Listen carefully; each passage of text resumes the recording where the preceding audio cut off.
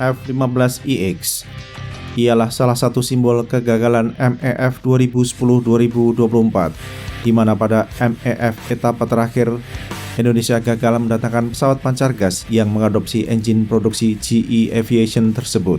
Ketidakberhasilan impor jet tempur twin engine bukan karena negeri asal Chuck Norris tidak mau mengekspor ke kampung Cak Lontong, namun disebabkan Indonesia kurang matang dalam perencanaan akuisisi.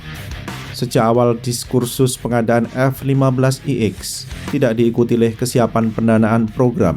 Baru pada pertengahan 2023 tersedia lampu hijau dari Kementerian Perencanaan Pembangunan Nasional atau Bappenas sebelum turun veto Presiden terhadap Blue Book 2020-2024 perubahan keempat menjelang akhir 2023.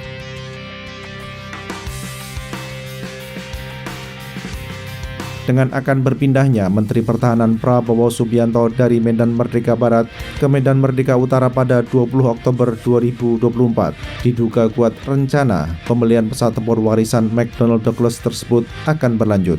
Kuat dugaan bahwa program akuisisi F-15EX akan tercantum dalam daftar rencana pinjaman luar negeri jangka menengah DRPL NJM 2025-2029.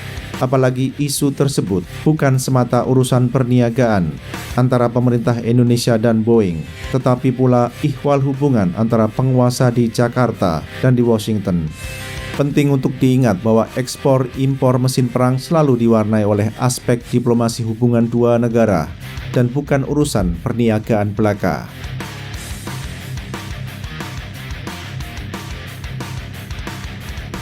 Washington adalah salah satu pemain utama dalam panggung politik, ekonomi, dan keamanan antar bangsa.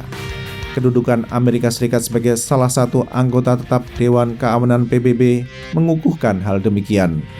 Penguasaan teknologi maju sekaligus kontrol teknologi maju oleh Wak Sampun cukup dominan, sebagaimana dalam kasus ditendangnya Ankara dari program F-35. Terkait peran dominan Kampung Pit Sampras dalam panggung internasional, Indonesia sangat realistis.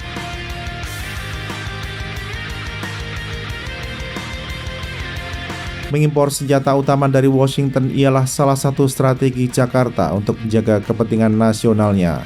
Terlepas tidak semua kebijakan luar negeri Amerika Serikat bagus, dari pandangan negara-negara lain di dunia, pengadaan mesin perang karya anak bangsa Wasam adalah sebuah pilihan pragmatis bagi Indonesia. Satu hal yang pasti, Jakarta tidak meletakkan semua telur yang dipunyai dalam satu keranjang yang sama. Dalam konteks 5 anggota permanen Dewan Keamanan PBB, Amerika Serikat dan Prancis merupakan dua sumber utama pemasok mesin perang yang mematikan bagi Indonesia.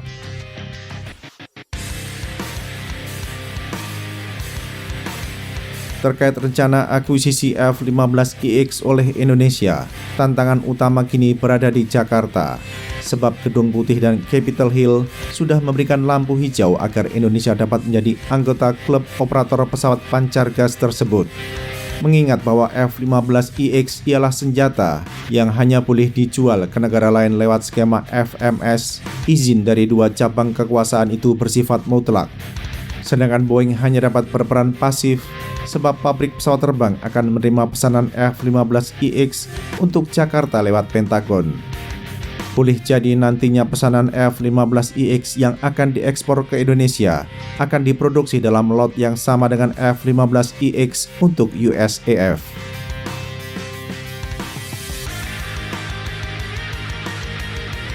Lalu berapa banyak pesawat pancar gas yang dapat dilengkapi dengan AN/AAQ-13 Lantern Navigation Pod yang akan diborong oleh Indonesia? Jawaban atas pertanyaan itu akan sangat ditentukan oleh kapasitas fiskal Jakarta, yakni seberapa besar alokasi pinjaman luar negeri atau PLN yang tersedia.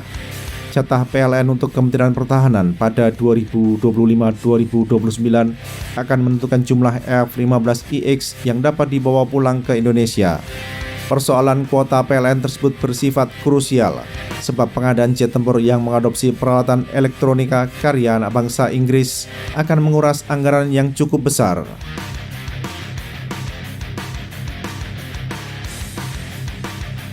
Menurut perkiraan, Jakarta harus menyediakan PLN antara 10 miliar US dollar hingga 13 miliar US dollar agar segi 5 merah putih dapat disematkan pada airframe F-15IX.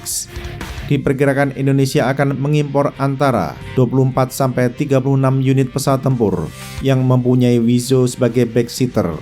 Nilai akhir program akuisisi akan ditentukan oleh negosiasi antara Kementerian Pertahanan dan US Office of Defense Cooperation. Dengan kata lain, peruntungan Boeing di negeri ini akan ditentukan oleh seberapa mampu Indonesia menyediakan PLN sampai 2029.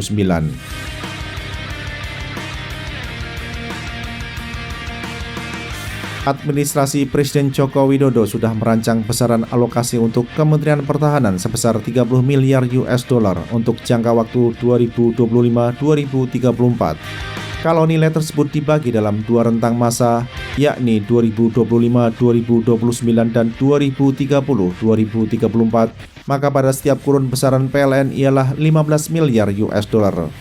Jika hal demikian diikuti oleh pemerintahan Prabowo Subianto yang akan mulai berkuasa sejak 20 Oktober 2024, maka pengadaan F-15IX praktis menyedot hampir 100% jatah PLN sampai 2029.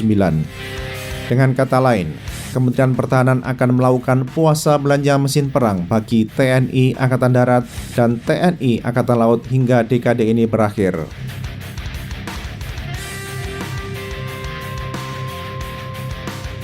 Pada sisi lain, Medan Merdeka Barat masih belum puas dengan program tahun di Rafale buatan Fincantieri. Rencana mendatangkan frame nampaknya masih akan dilanjutkan pada tempo 2025-2029. Tentu saja alokasi PLN 15 miliar US dollar akan menjadikan galangan asal tim Formula One Ferrari tersebut kembali gigit jari. Pemerintah baru Indonesia harus mengubah kuota PLN pada taraf 2025-2029 agar dua matra lainnya tidak puasa belanja selama 5 tahun.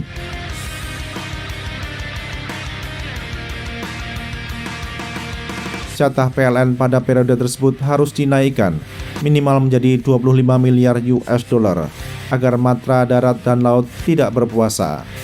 Angka 25 miliar US dollar merupakan angka minimum sebab nilai demikian belum dapat menjamin bahwa Jakarta dapat mendatangkan frame dalam jumlah yang banyak. Hal ini dengan asumsi bahwa program akuisisi F-15IX mendapatkan prioritas lebih tinggi daripada impor frame. Selain itu, angka 25 miliar US dollar juga kritis sebab belum tentu menjamin TNI Angkatan Udara mendapatkan pesawat AEW dan MRTT.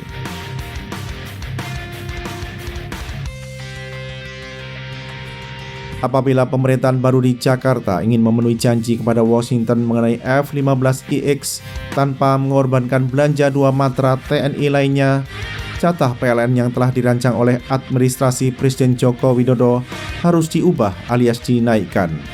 Angka minimal total alokasi PLN untuk jangka 2025-2029 adalah 25 miliar US dollar dengan margin yang tipis. Margin yang lebih besar akan didapatkan jika kuota PLN meroket menjadi 30 miliar US dollar. Margin yang dimaksud adalah peluang bagi TNI Angkatan Darat dan TNI Angkatan Laut untuk pula mendapatkan plafon belanja yang besar tanpa diganggu oleh kuota untuk TNI Angkatan Udara.